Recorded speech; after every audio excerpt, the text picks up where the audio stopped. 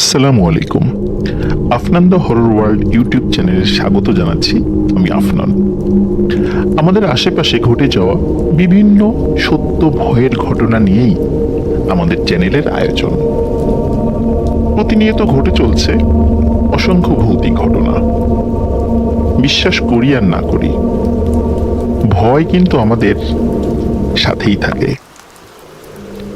যখন আমরা একা থাকি তখন কিন্তু অজানা এক ভয়ে আমরা শিহরিত হই। ভূত কেউ বিশ্বাস করুক আর না করুক, ভয় আমরা সবাই পাই। প্রিয় শ্রোতা, বিভিন্ন সত্য ভয়ের ঘটনা আমরা বিভিন্ন সময় মানুষের মুখে শুনে থাকি। এই ধরনের ঘটনাগুলোই আমরা সাজিয়েছি আপনাদের জন্য। আমাদের চ্যানেলকে সাবস্ক্রাইব করুন, আমাদের সাথে থাকুন। আজকে যেই স্টোরিটি আমি আপনাদের সাথে শেয়ার করতে যাচ্ছি, এই স্টোরিটি আমাকে দিয়েছে নড়াইল জেলার লোহাগাড়া উপজেলার লাহুরিয়া ইউনিয়নের আলামিন। আলামিন অনেক চমৎকার ঘটনা সংগ্রহ করে এবং আলামিনের ঘটনা আমার নিজের কাছেও খুব ভালো লাগে। আশা করি আপনাদের কাছেও ভালো লাগবে।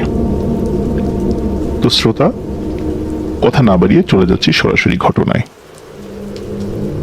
ঘটনাটির সময় 1976 সাল।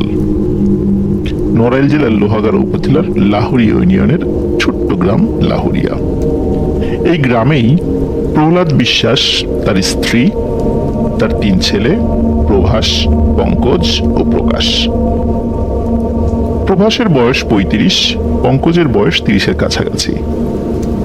বড় এবং মেজ ছেলেকে প্রহ্লাদ বিশ্বাস বিয়ে দিয়েছেন। একান্নবর্তী পরিবারে তাদের বসবাস। কিন্তু ছেলের বউ এবং ছেলের পরিবারের সাথে প্রহ্লাদ বিশ্বাস ও তার স্ত্রীর বনিবনা না হওয়ায় ছোট ছেলে প্রকাশকে নিয়ে তাদের বাড়ি থেকে কিছুটা দূরে তাদেরই দীর্ঘদিন ধরে পতিত থাকা একটি জমিতে 3টি ঘর নির্মাণ করেন। ওই জমির চতুর্দিকে রয়েছে ফসলি জমি। সেটি আসলে কোনো গ্রাম নয়, গ্রামটা ফসলি জমির ঠিক পাশে। যেখানে ঘর নির্মাণ করেন প্রহ্লাদ বিশ্বাস, সেখান থেকে অন্য বাড়িগুলোতে যেতে পায়ে হেঁটে প্রায় 10 থেকে 15 মিনিট সময় লাগে। বলতে পারেন যে ওই চতুর্দিকে ফসলি জমি, মাঝখানে একটি ভিটা, সেখানে প্রহ্লাদ বিশ্বাস, তার স্ত্রী এবং তার সন্তানকে নিয়ে একটি মাত্র পরিবার সেখানে বসবাস করে। বড় একটি ঘর, মাঝারি সাইজের একটি ঘর এবং একটি রান্নাঘর সেখানে ছিল। ওয়াশরুম ঘরের বাইরে ছিল, যেমনটি গ্রামে থাকে। ভালোই চলছিল তাদের। এর মধ্যে প্রহ্লাদ বিশ্বাসের ঘর আলো করে একটি কন্যা সন্তানের জন্ম হয়। আদর করে নাম রাখেন প্রিয়াঙ্কা। এর কিছুদিন পর প্রহ্লাদ বিশ্বাসের ছোট ছেলে প্রকাশের একটি সরকারি চাকুরি হয়। পোস্টিং হয়ে যায় খুলনা শহরে। চাকরি পাওয়ার মাসখানেক পর ছোট ছেলের বিয়ে দেন প্রহ্লাদ বিশ্বাস। বউকে মা বাবার কাছে রেখেই ছোট ছেলে প্রকাশ চলে যায় আবার তার কর্মস্থল খুলনায়।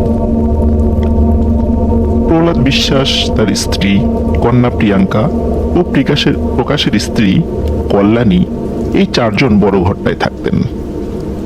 প্রকাশ বাড়ি আসলেই শুধু কল্যাণীকে নিয়ে অন্য ঘরটাতে থাকতেন। সাল 1979। 76 সাল থেকে 79 সাল পর্যন্ত তেমন কোনো সমস্যাই তারা সেখানে ফেস করেনি। কিন্তু 79 সাল, বাংলা 1386 সালের 23শে ভাদ্র, এই রাতেই ঘটে এক ভয়ানক ঘটনা। গ্রামবাসী গভীর রাতে প্রহ্লাদ বিশ্বাসের বড় ঘরটায় দাউ দাউ করে আগুন জ্বলতে দেখে। গ্রামবাসী আগুন নেভাতে ছুটে গেলেও ততক্ষণে সব শেষ। গ্রামবাসী দেখে ঘরের মধ্যে বীভৎসভাবে পুড়ে যাওয়া 4টি লাশ পড়ে আছে। বড় ঘরটি ছাড়া বাকি ঘরগুলো অক্ষত ছিল। সকালে পুলিশ আসে, লাশগুলো পোস্টমর্টেমের জন্য নিয়ে যায়। খবর পেয়ে খুলনা থেকে ছুটে আসে প্রকাশ। মা, বাবা, বোন ও প্রাণপ্রিয় স্ত্রীকে হারিয়ে শোকে স্তব্ধ হয়ে পড়ে প্রকাশ। আত্মীয় স্বজনরা সান্ত্বনা দিতে থাকে। এর মধ্যে ঘটনা নতুন দিকে মোড় নেয়। যখন লাশের ময়না তদন্ত হয়, ময়না তদন্তে দেখা যায় আগুনে পোড়ার আগেই এই চারজনকে হত্যা করা হয়। সন্দেহের তীর চলে যায় প্রকাশের বড় দুই ভাই প্রভাস ও পঙ্কজের দিকে। যেহেতু তাদের সাথে কলহের জেরেই প্রকাশের বাবা প্রহ্লাদ বিশ্বাস ও তার মা তারা চলে এসেছিল এই নির্জন এলাকায়। পুলিশ প্রভাস ও পঙ্কজকে ধরে নিয়ে যায় সেই দিনই। এদিকে পোস্টমর্টেম থেকে লাশগুলো ফেরত এনে লাশকে দাহ করা হয় প্রকাশের বাসার পাশেই।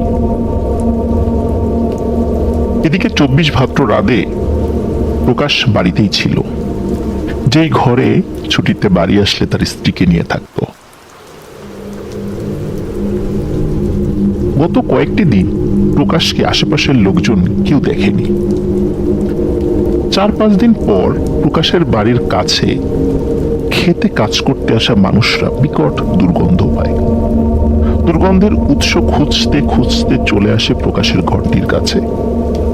তারা বুঝতে পারে এই ঘরটি থেকেই দুর্গন্ধ আসছে, কিন্তু ঘরটি ভেতর থেকে বন্ধ। দরজায় কড়া নেড়ে কোনো সাড়া শব্দ না পেয়ে তারা ভেঙে ফেলে দরজা। দরজা ভেঙেই তারা দেখে প্রকাশের পচে ফুলে যাওয়া দুর্গন্ধময় লাশ। লাশটি ঘরের মধ্যেই পড়েছিল। তাড়াতাড়ি পুলিশকে খবর দেওয়া হয়। পুলিশ এসে লাশ ময়নাতদন্তের জন্য পাঠিয়ে দেয়। এবারও ময়নাতদন্তে দেখা যায় প্রকাশকে ঘরের মধ্যেই শ্বাসরোধ করে হত্যা করা হয়েছে, কিন্তু ঘরের দরজা তো ভেতর থেকে বন্ধ ছিল। ঘরের মেঝে সহ অন্য কোনো স্থানে এমন কোনো আলামত নেই যা দেখে বোঝা যায় খুনি বাইরে থেকে এসেছে বা খুন করে সে পালিয়ে গেছে। পুলিশ দুটি ময়নাতদন্তেই অদ্ভুত এক ব্যাপার খুঁজে পায়। এদেরকে যে মেরেছে তার হাত ও হাতের আঙ্গুল অস্বাভাবিক রকমের বড়, কিন্তু প্রভাস এবং পঙ্কজ তো পুলিশ হেফাজতে। তাহলে প্রকাশকে কে খুন করলো? অনেক তদন্ত করেও পুলিশ কোনো কুলকিনারা করতে পারে না। কিন্তু প্রভাস ও পঙ্কজও নিজেদেরকে নির্দোষ প্রমাণ করতে পারে না। তাই বিচারিক আদালতে প্রভাসের 12 বছর এবং পঙ্কজের 10 বছরের সাজা হয়। কিন্তু আসল রহস্য থেকে যায় অমীমাংসিত। এই রহস্যের কিনারা পেতে আমাদেরকে যেতে হবে আরো দূরে। প্রিয় শ্রোতা, 23শে ভাদ্র লাহুরিয়া গ্রামবাসীর কাছে এক ভয়ানক তারিখ।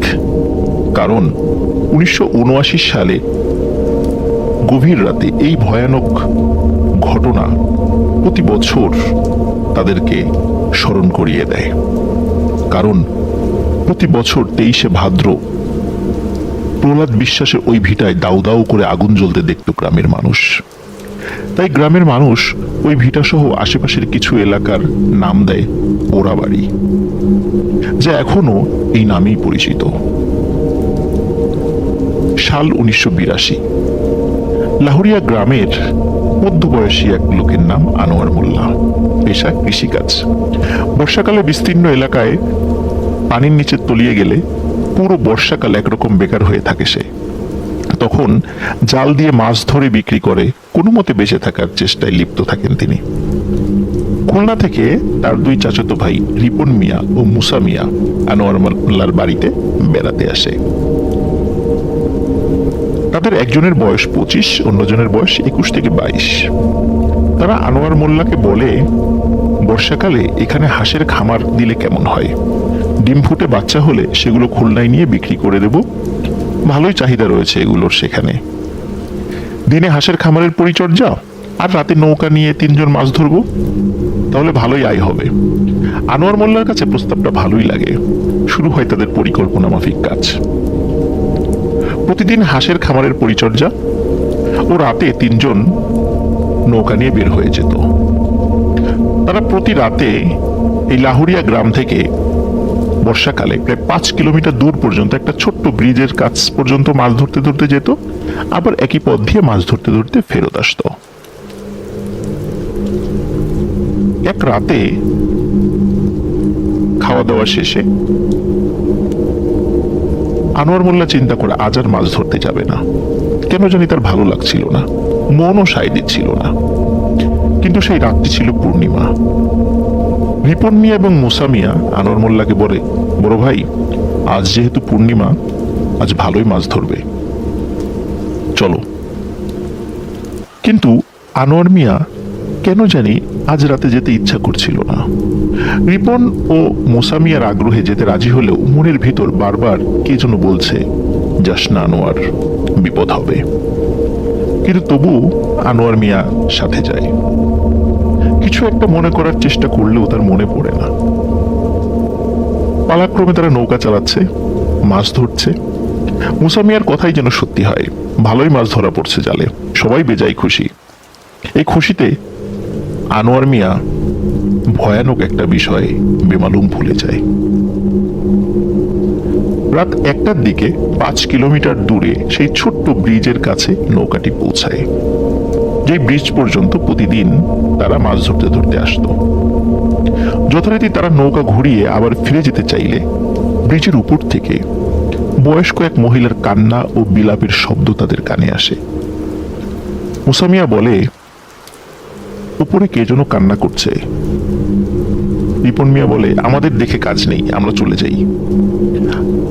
আনোয়ার মোল্লা বলে, বিপদে কাউকে একা ফেলে যেতে হয় না, তোরা উপরে যা, গিয়ে দেখ কি হয়েছে। রিপন ও মুসা মিয়া উপরে গিয়ে দেখে এক মহিলা ব্রিজের পাশে বসে আছে, তার সামনে সাদা কাপড়ে মোড়ানো একটি লাশ। সেই লাশকে নিয়ে কান্নাকাটি করছে। মুসা মিয়া মহিলাকে জিজ্ঞেস করে কি হয়েছে। মহিলাটি বলে, আত্মীয় বাড়িতে বেড়াতে গিয়ে তার স্বামী হঠাৎ মারা যায়। তার আত্মীয় স্বজন এই জায়গা পর্যন্ত দিয়ে গেছে, তারপর তারা চলে গেছে। আমার বাড়ি লাহুরিয়া গ্রামের কাছে পোড়াবাড়ি এলাকায়। এখন আমি কিভাবে যাব এত রাতে এই লাশ নিয়ে? তখন মহিলাটি রিপন মিয়া এবং মুসা মিয়াকে অনুরোধ করে তার স্বামীর লাশ সহ তাকে গ্রামে পৌঁছে দিতে। কিন্তু রিপন ও মুসা মিয়া সরাসরি এই প্রস্তাবটি নাকচ করে দেয়, বলে আমরা নৌকায় কোনো লাশ উঠাই না। এই বলে তারা নিচে চলে যায়। যখন আনোয়ার মোল্লা তাদেরকে জিজ্ঞেস করে যে কি হয়েছে উপরে, তখন রিপন মিয়া এবং মুসা মিয়া সব ঘটনা খুলে বলে। আনোয়ার মোল্লা বলে, এভাবে কাউকে বিপদে ফেলে যেতে হয় না, যেহেতু তার বাড়ি পোড়াবাড়ি এলাকায় আর আমরা ওই পথ দিয়েই যাব, তাই তাদেরকে পৌঁছে দিতে আমাদের কোনো সমস্যা নেই। রিপন মিয়া এবং মুসা মিয়ার আপত্তি সত্ত্বেও আনোয়ার মিয়া তাদেরকে বলে, যাও তোমরা গিয়ে লাশটি নিয়ে এসো। যাই হোক, রিপন মিয়া এবং মুসা মিয়া তারা দুজন ব্রিজের উপরে গিয়ে লাশটি ধরাধরি করে নৌকায় নিয়ে আসে। নৌকার একদম মাথার দিকে সেই মহিলাটি বসে। কিন্তু অদ্ভুত ব্যাপার, এখন সে কোনো কান্নাকাটি করছে না, বরং লম্বা ঘোমটা দিয়ে মাথা ও মুখ ঢেকে রেখেছে। আনোয়ার মিয়া কোনো প্রশ্ন করলেও মহিলাটি কোনো উত্তর দেয় না, শুধু মাঝে মাঝে নৌকা কোন দিক দিয়ে যাবে সেটা বলে দেয়। কণ্ঠস্বরটি যেমন কেমন যেন চেনা চেনা মনে হয় আনোয়ার মোল্লার কাছে। না, হতেই পারে এরকম। রাত আনুমানিক 3টার দিকে 3 দিকে পানি ও একদিকে রাস্তা রয়েছে এমন একটি ভিটার কাছে নৌকাটি থামাতে বলে মহিলাটি। আনোয়ার মিয়া স্থানীয় লোক হলেও রাতে এই জায়গাটি সে চিনতে পারছে না, কিন্তু পরিচিত বলে মনে হচ্ছে। মহিলাটি সেখানে আসার পর বাড়ির ভেতর থেকে একজন পুরুষ ও একজন মহিলা এসে লাশটি নৌকা থেকে নিয়ে যায়। তাদের দুজনকেও আনোয়ার মোল্লার কাছে চেনা চেনা লাগে, আগে কোথাও দেখেছে কিন্তু মনে করতে পারে না। তবে এতটুকু বুঝতে পারে যে এটা একটা হিন্দু বাড়ি। এতক্ষণ বয়স্ক মহিলাটি তেমন কোনো কথা না বললেও এখন বলে, আপনারা অনেক কষ্ট করে আমাদের নিয়ে এসেছেন, আপনাদের ধন্যবাদ, একটু অপেক্ষা করুন, কিছু পারিশ্রমিক নিয়ে আসছি। আনোয়ার মোল্লা পারিশ্রমিক নিতে অস্বীকৃতি জানায়, বলে যে আপনাকে তো আমরা বিপদে উপকার করেছি, কোনো পারিশ্রমিক লাগবে না। মহিলাটি আবারও পারিশ্রমিক দেওয়ার অনুরোধ করে, তখন রিপন ও মুসা মিয়া সম্মতি জানায়। মহিলাটি টাকা নিয়ে আসার কথা বলে বাড়ির ভেতরে চলে যায়। 5 মিনিট, 10 মিনিট, 15 মিনিট, আধা ঘন্টা হয়ে যায়, কেউ বাড়ির থেকে বের হয়ে আসে না টাকা নিয়ে।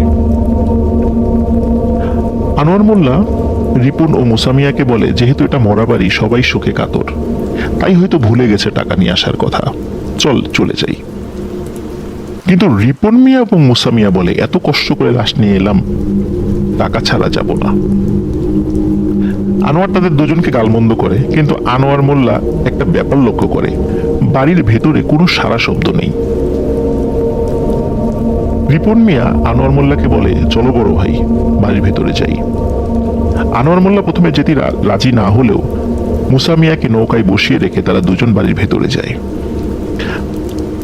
বাড়িতে মোট 3টি ঘর তারা দেখতে পায়, একটি বড়, একটি মাঝারি ও একটি রান্নাঘর। বাড়ির কোথাও কোনো আলো জ্বলছে না, কোনো শব্দও নেই। এটা কি মরা বাড়ি হতে পারে? কেমন জানি খটকা লাগে আনোয়ার মোল্লা এবং রিপন মিয়ার কাছে। আনোয়ার মোল্লা এবং রিপন মিয়া মনে হয় যে বাড়ির পেছনে আলো জ্বলছে। তারা দুজনে বাড়ির পেছনে গিয়ে হতভম্ব হয়ে যায়। তারা দেখে দাউ দাউ করে একটি চিতা জ্বলছে, কিন্তু চিতায় লাশ নেই। লাশটি চিতার পাশে সাদা কাপড় দিয়ে ঢাকা। শরীরের শির দ্বারা বেয়ে এক ভয়ের অনুভূতি নেমে যায় তাদের দুজনের। রিপন মিয়া সাহস করে লাশের উপরের সাদা কাপড় সরিয়ে দেখে লাশটি কার। যখনই কাপড় সরিয়েছে, সাথে সাথে চিৎকার করে ওঠে রিপন, বলে, বড় ভাই, এ তো সেই মহিলার লাশ যে আমাদের সাথে তার স্বামীর লাশ নিয়ে আসলো। আনোয়ার মোল্লা দেখে, আরে এ তো প্রহ্লাদ বিশ্বাসের বউ, সে তো 1979 সালেই মরে গেছে। আনোয়ার তখনই বুঝতে পারে আজ 23শে ভাদ্র, সেই ভয়াল রাত। এই রাত্রির কথাই তার বারবার মনে আসার চেষ্টা করছিল, সে মনে নিয়ে আসার, কিন্তু মনে করতে পারছিল না। আনোয়ার মিয়া বুঝতে পারে ভয়াবহ বিপদে পড়েছে তারা। চিৎকার দিয়ে আনোয়ার মোল্লা ও রিপন দেয় দৌড়।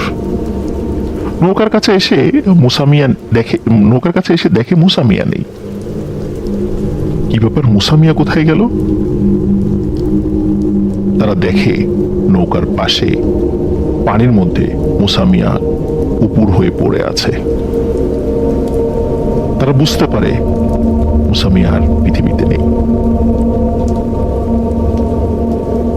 আনোয়ার মোল্লা এবং রিপন মিয়া দুজনেই বাড়ির পাশের রাস্তা ধরে দৌড় দিলেও রিপন মিয়া আনোয়ারের পেছনে পড়ে যায়। আনোয়ার মোল্লা এলাকার লোক হওয়ার কারণে অনেক রাস্তাঘাট তার চেনা ছিল। আনোয়ার মোল্লা পাশের গ্রামের এক বাড়ির উঠোনে চিৎকার দিয়ে হুমড়ি খেয়ে পড়ে। বাড়ির লোকজন আনোয়ার মোল্লার আত্মচিৎকারে জেগে ওঠে। সবাই বের হয়ে আসে। আনোয়ার মোল্লা সব ঘটনা খুলে বলে। আশেপাশের আরো যে বাড়িঘর ছিল সেখান থেকেও কিছু লোক এসে জড়ো হয়। সবাই বলে, আনোয়ার, তুমি জানো না আজ 23শে ভাদ্র? এমন ভুল তুমি কিভাবে করলে? যাই হোক, ভুল হবার তো হয়ে গেছে, এখন তো আর কিছু করার নেই। কেউ হারিকেন, কেউ মশাল, কেউ বা টর্চ লাইট নিয়ে রিপন মিয়া ও মুসা মিয়াকে খুঁজতে বের হয়। রিপন মিয়াকে একটি মাঠের মধ্যে অচেতন অবস্থায় পাওয়া যায়। তাকে উদ্ধার করে একটি বাড়িতে আনা হয়। অপরদিকে গ্রামের লোকজন সাহস করে সেই পোড়া ভিটায় গিয়ে দেখে সেখানে শুধু ঝোপঝাড়, কোনো ঘর বাড়ি নেই। কিন্তু ভিটার পাশে একটি নৌকা রয়েছে, আর এই নৌকার পাশেই মুসা মিয়ার লাশ উপুর হয়ে পানির মধ্যে পড়ে আছে। তারা দেখতে পায় মুসা মিয়ার গলায় বড় বড় আঙ্গুলের ছাপ। কে যেন তার গলা টিপে হত্যা করে পানির মধ্যে চুবিয়ে রেখেছে। রিপন মিয়ার জ্ঞান ফেরে পরদিন সকালে। তাকে যখন জিজ্ঞাসা করা হয় কি হয়েছিল, সে বলে গত রাত্রে সে যখন দৌড়াচ্ছিল তখন আনোয়ার মোল্লাকে সে হঠাৎ হারিয়ে ফেলে। তখন চোখ যেদিকে যাচ্ছিল সেদিকেই দৌড়াচ্ছিল। হঠাৎ কোনো কিছুর সাথে তার ধাক্কা লাগে, সে ধাক্কা লেগে পড়ে যায়।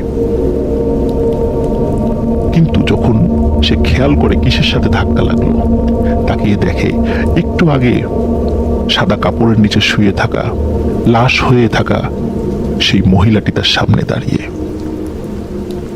তারপর তার আর কিছু মনে নেই। রিপন মিয়া এতটাই ভয় পেয়েছিল যে তার শরীরের কাঁপুনি দিয়ে জ্বর আসে। প্রচন্ড জ্বরে ভুগতে ভুগতে মাত্র সপ্তাহখানেকের মধ্যেই রিপন মিয়া মারা যায়। প্রিয় শ্রোতা, আনোয়ার মোল্লা এখনো জীবিত আছে। এই ঘটনাটি আলামিন সরাসরি আনোয়ার মোল্লার কাছ থেকেই সংগ্রহ করেছে। পোড়াবাড়ির ওই ভিটায় এখনো দিনের বেলায় পারতপক্ষে মানুষ যায় না। এত ভৌতিক ঘটনা সেখানে ঘটতো যে ভিটার আশেপাশের মানুষ নিজেদের খেতে ফসল ফলানোর জন্য সহজে যেতে চাইতো না। প্রতি বছর 23শে ভাদ্র রাতে ওই ভিটায় আগুন জ্বলতে দেখত মানুষ। গ্রামের মানুষ বিভিন্ন সময় ওঝা কবিরাজ ডেকে ওই স্থানের সমস্যা সমাধান করতে চেষ্টা করে, কিন্তু তারা সবাই বলে এখানে বহুকাল আগে থেকেই ভয়ানক অশুভ শক্তির বসবাস রয়েছে। প্রহ্লাদ বিশ্বাস এখানে বাড়ি করার 3 বছরের মধ্যে তেমন কিছু টের পায়নি। পরিবারের সবাইকে নিয়ে এসে ভালোই ছিল, কন্যা সন্তান হয়, ছেলের চাকরি হয়, কেউ বুঝতেই পারেনি এখানে কোনো সমস্যা রয়েছে।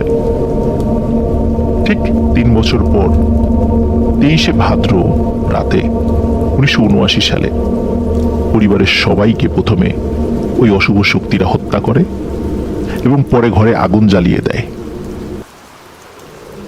পরের রাতে প্রহ্লাদ বিশ্বাসের ছোট ছেলে প্রকাশকেও হত্যা করে এই অশুভ শক্তি।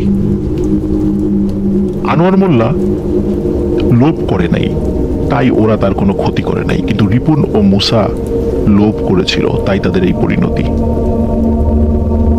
ওই অশুভ শক্তি ওই ওঝা কবিরাজদের কাছে যখন এসেছিল, ওই ওঝা কবিরাজরা যখন তাদেরকে হাজির করেছিল এই অশুভ শক্তি সমৃদ্ধ জিনদেরকে, এই জিনরা বলেছিল যেই এখানে আসবে তারই মৃত্যু নিশ্চিত। 2006 সাল পর্যন্ত প্রতি বছর 23শে ভাদ্র রাতে দাউ দাউ করে আগুন জ্বলা দেখত গ্রামবাসী। এটি ছিল একটি সাধারণ ঘটনা। 2006 সালে একজন কামেল আলেমের শরণাপন্ন হয় গ্রামের কিছু মুরব্বী। আলেমের কিছু ভক্ত জিন ছিল যারা ছিল নেককার। জিনগুলো আলেমের অনুরোধে সেই ভিটায় থাকা অশুভ শক্তির জিনগুলোকে অনুরোধ করে তারা যেন চলে যায়, কিন্তু সেই অশুভ শক্তির জিনেরা সেখান থেকে চলে যেতে অস্বীকৃতি জানায়। কিন্তু তারা এটা বলে তারা আর মানুষের স্বাভাবিক কাজে বাধা দেবে না, এবং তারা একটা প্রতিশ্রুতিও দেয়, তবে সন্ধ্যার পরে কেউ এই ভিটার আশেপাশে যেন না আসে, এটাও তারা বলে দেয়। তবে তারা যে মানুষের স্বাভাবিক কাজকর্ম করতে দেবে এই জন্য কিছু শর্ত আরোপ করে দেয়, যেমন একদম সাদা ধবধবে একটি ছাগল এই ভিটায় জবাই করে রেখে দিতে হবে, 1 মণ দুধ ও চালের পায়েস রান্না করে রেখে দিতে হবে। তাহলে তারা মানুষের কোনো কাজে আর বাধা দেবে না, কোনো সমস্যা সৃষ্টি করবে না। গ্রামবাসী আলেমের কাছ থেকে শর্তগুলো জেনে তা পূর্ণ করে। তাই 2006 সালের পর থেকে পোড়াবাড়ির ওই ভিটায় আর আগুন জ্বলতে দেখা যায় না। অদ্ভুত ব্যাপার হলো, ভিটার খুব কাছের জমিতে এখনো কোনো খাদ্যশস্য ফলে না। কোনো খাদ্যশস্য, ধান, গম, ভুট্টা এগুলো লাগালেও সেগুলো হয় না। তবে কিছু অর্থকরী ফসল যেমন পাট বা এই টাইপের কোনো ফসল লাগালে সেটা ফললেও সেটা পরিমাণে খুব সামান্য। পোড়াবাড়িতে বিভিন্ন সময় আরো অনেক ঘটনা ঘটেছে। ঘটনাগুলো শুনতে আমাদের চ্যানেলের সাথে যুক্ত থাকুন, আমাদের চ্যানেলে সাবস্ক্রাইব করুন। সবাই ভালো থাকবেন, সুস্থ থাকবেন। পোড়াবাড়ির আরো ঘটনা নিয়ে আপনাদের সামনে পরবর্তী কোনো একটি রেকর্ডিং নিয়ে হাজির হব ইনশাল্লাহ। আসসালামু আলাইকুম।